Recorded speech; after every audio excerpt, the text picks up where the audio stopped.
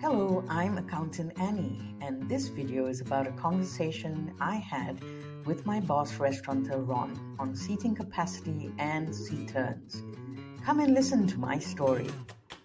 So one day Ron says, Annie, what's the maximum seating capacity for my restaurant?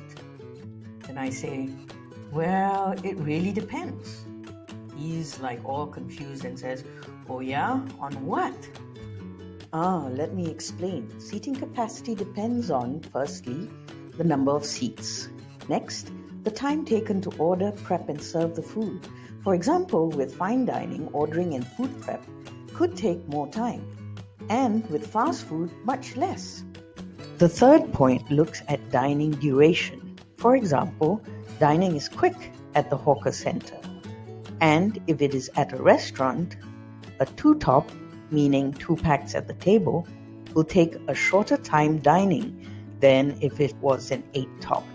Next, how long would it take to process the customer's bill and payment? After which, you will need to quickly ready the table for the next customer. Time is money, right?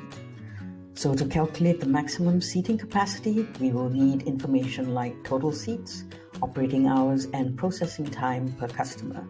Then use the formula total operating hours divided by processing time multiplied by total seats, which gives you the maximum seating capacity. And if we apply the formula to this example, then you take the 3 operational hours, divide that by 1.5 hours of processing time per customer multiplied by 100 seats, and end up with 200 customers as the maximum seating capacity. You should have seen Ron's face when I told him 200 customers. That's because I didn't take into consideration the operational constraints of customers coming in at different times, as well as tables lying idle. So I gave him another way to look at seating. So I said, okay, let's look at it in terms of seat turns. He's like all lost and says, seat turns? What is that?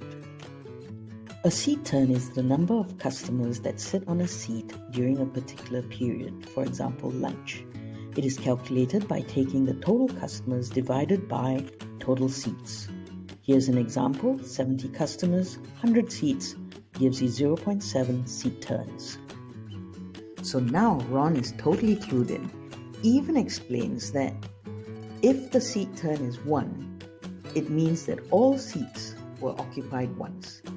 Then he managed to repeat the formula total customers divided by total seats equals to seat turns.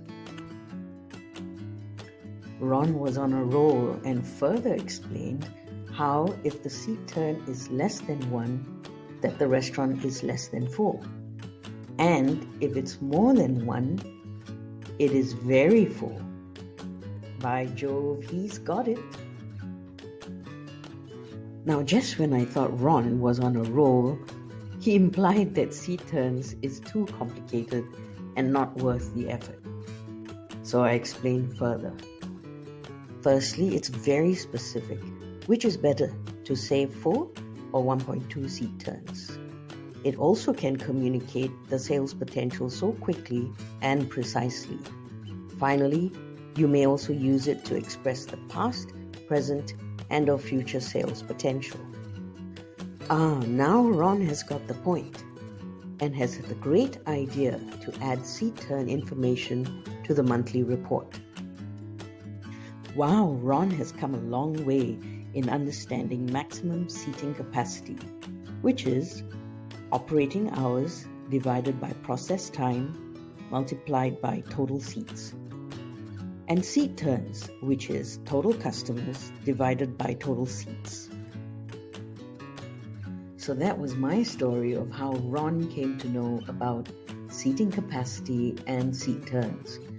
Hope you enjoyed it and are now able to apply the formulae to calculate these two things. Thank you very much.